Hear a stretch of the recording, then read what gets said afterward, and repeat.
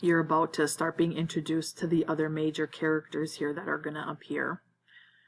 The children who came along the beach singly or in twos leapt into visibility when they crossed the line from the heat haze to nearer sand. Here the eye was first attracted to a black, bat-like creature that danced on the sand, and only later perceived the body above it. The bat was the child's shadow, shrunk by the vertical sun to a patch between the hurrying feet. Even while he blew, Ralph noticed the last pair of bodies that reached the platform above a fluttering patch of black. The two boys, bullet-headed and with hair like tow, flung themselves down and lay grinning and panting at Ralph like dogs. They were twins, and the eye was shocked and incredulous at such cheery duplication. They breathed together, they grinned together, they were chunky and vital.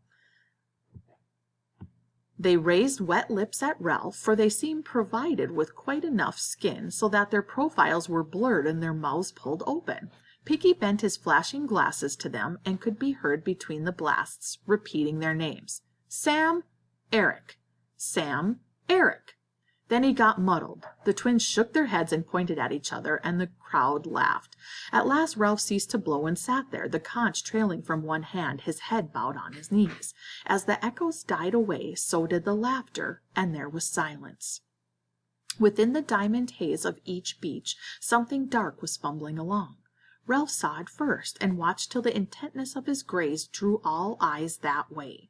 Then the creature stepped from mirage onto clear sand, and they saw that the darkness was not all shadow, but mostly clothing.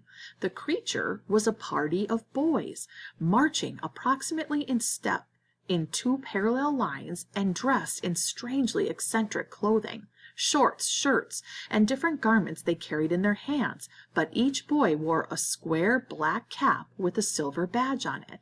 Their bodies, from throat to ankle, were hidden by black cloaks which bore a long silver cross on the left breast, and each neck was finished off with a ham-bone frill.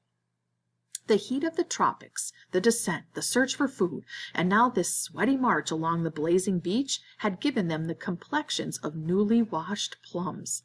The boy who controlled them was dressed in the same way, though his cap badge was golden.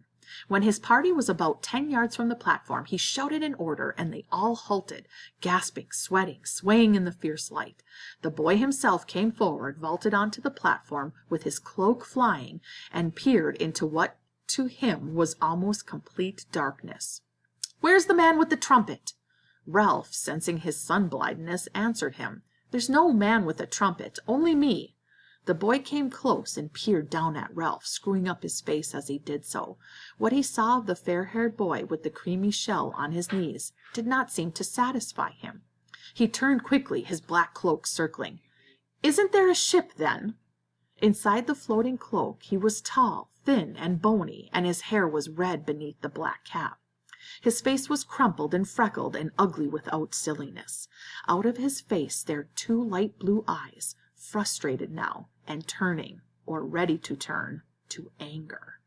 "Isn't there a man here?" Ralph spoke to his back. "No, we're to have a meeting. Come and join in."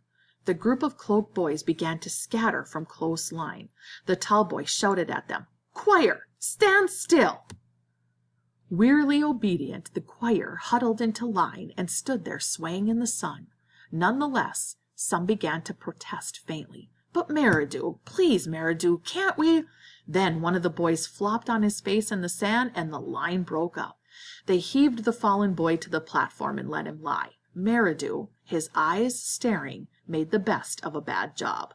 "All right, then, sit down. Let him alone." "But Merridew, he's always throwing a feint," said Merridew. "And he did in Gib, and Addis, and at Matins, all over Precentor." This last piece of shop brought singers from the choir, who perched like blackbirds on the criss-cross trunks and examined Ralph with interest. Piggy asked no names. He was intimidated by this uniformed superiority and the offhand authority in Merridew's voice. He shrank to the other side of Ralph and busied himself with glasses. Okay, so this is literally a group of choir boys, you guys, but they're like they're a very like uniform choir, and this guy, his last name is Meridew. You'll find out his full name is Jack Meridew.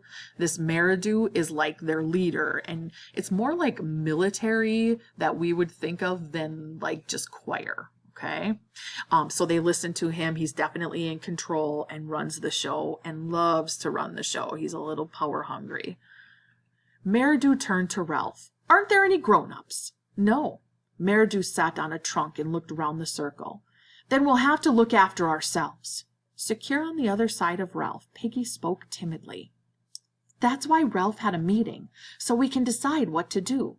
We've heard names. That's Johnny. Those two, they're twins, Sam and Eric. Which is Eric? You. No, you're Sam. I'm Sam. And I'm Eric. We'd better have all the names, said Ralph. So I'm Ralph. We got most names, said Piggy. Got 'em just now. Kids' names, said Meridew. Why should I be Jack? I'm Meridew. Ralph turned to him quickly. This was the voice of one who knew his own mind. Then, went on Piggy, that boy, I forget. You're talking too much, said Jack Meridew. Shut up, fatty. Laughter arose. He's not fatty, cried Ralph. His real name's Piggy. Piggy! Piggy! Oh, Piggy! A storm of laughter arose, and even the tiniest child joined in. For a moment the boys were a closed circuit of sympathy with Piggy outside. He went very pink, bowed his head, and cleaned his glasses again. Poor Piggy gets picked on all the time. Finally, the laughter died away, and the naming continued. There was Maurice, next in size among the choir boys to Jack, but broad and grinning all the time. There was a slight furtive boy, whom no one knew, who kept to himself with an inner intensity of avoidance and secrecy. He muttered that his name was Roger, and was silent again. Bill, Robert, Harold, Henry, the choir boy who had fainted, sat up against a palm trunk, smiled pallidly at Ralph, and said his name was Simon. Jack spoke. We've got to decide about being rescued. There was a buzz. One of the small boys, Henry, said that he wanted to go home. Shut up, said Ralph absently. He lifted the conch. Seems to me we ought to have a chief to decide things. A chief! A chief! I ought to be chief, said Jack with simple arrogance, because I'm chapter chorister and head boy. I can sing C sharp. Another buzz. Well, then, said Jack, He hesitated. The dark boy, Roger, stirred at last and spoke up. Let's have a vote. Yes, vote for chief. Let's vote. This toy of voting was almost as pleasing as the conch. Jack started to protest, but the clamor changed from the general wish for a chief to an election by acclaim of Ralph himself. None of the boys could have found good reason for this. What intelligence had been shown was traceable to Piggy, while the most obvious leader was Jack. But there was a stillness about Ralph as he sat that marked him out. There was his size and attractive appearance, and most obscurely, yet most powerfully, there was the conch. The being that had blown that, had sat waiting for them on the platform with the delicate thing balanced on his knees, was set apart. Him, with the shell! Ralph! Ralph! Let him be the chief with the trumpet thing! Ralph raised a hand for silence. All right! Who wants Jack for chief? With dreary obedience, the choir raised their hands. Who wants me? Every hand outside the choir, except Piggy's, was raised immediately. Then Piggy, too, raised his hand grudgingly into the air. Ralph counted. I'm chief, then. The circle of boys broke into applause. Even the choir applauded, and the freckles on Jack's face disappeared under a blush of mortification. He started up, and then changed his mind and sat down again while the air rang. Ralph looked at him, eager to offer something. The choir belongs to you, of course. They could be the army, or hunters. They could be... The suffusion drained away from Jack's face. Ralph waved again for silence. Jack's in charge of the choir. They can be...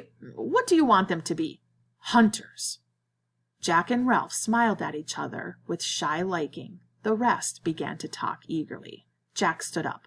All right, choir, take off your togs, which are like their cloaks.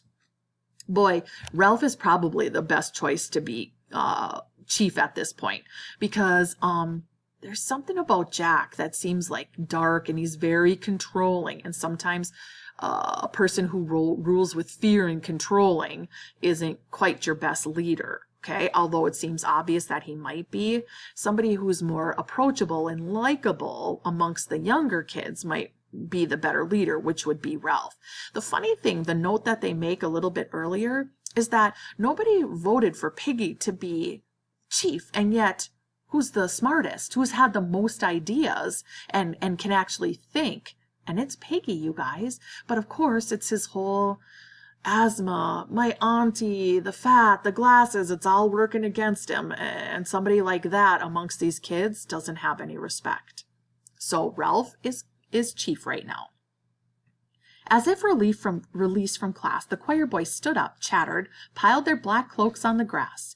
Jack laid his own on the trunk by Ralph. His gray shorts were sticking to him with sweat.